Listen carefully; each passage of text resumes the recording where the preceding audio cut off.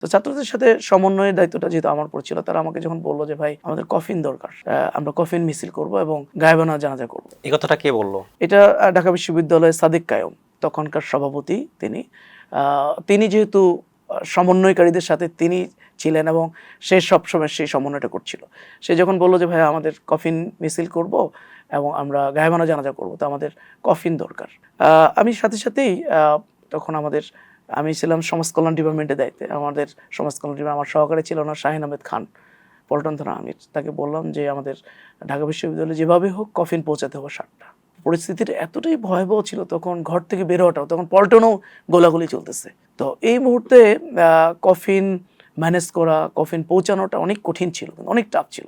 কিন্তু ছাত্রদেরকে এই সহযোগিতা আমাদের করতে হবে, যেহেতু তারা আমাদেরকে এই সহযোগিতা আমাদের কাছ থেকে চেয়েছে।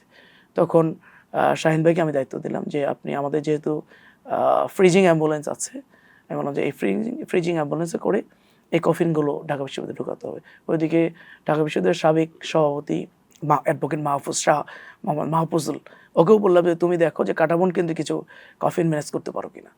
এদিকে মাহফুজ, এদিকে শাহিন আহমেদ খান, দুইজনই মূলত এগুলো ম্যানেজ করে মানে আমাদের ফ্রিজিং অ্যাম্বুলেন্সে করে সেদিন ঢাকা বিশ্ববিদ্যালয়ে পাঠিয়েছিল। এবং আপনারা মিডিয়ার মাধ্যমে যে কফিনগুলো দেখছিলেন, সেখানে গায়েবানা জানাজা হচ্ছে, এগুলো আমাদের দেওয়া ছিল। এবং এই যে ফ্রিজিং অ্যাম্বুলেন্সটা সেখানে পাঠানো হয়েছিল, সেটাও আমাদের পাঠানোর ফ্রিজিং অ্যাম্বুলেন্স ছিল।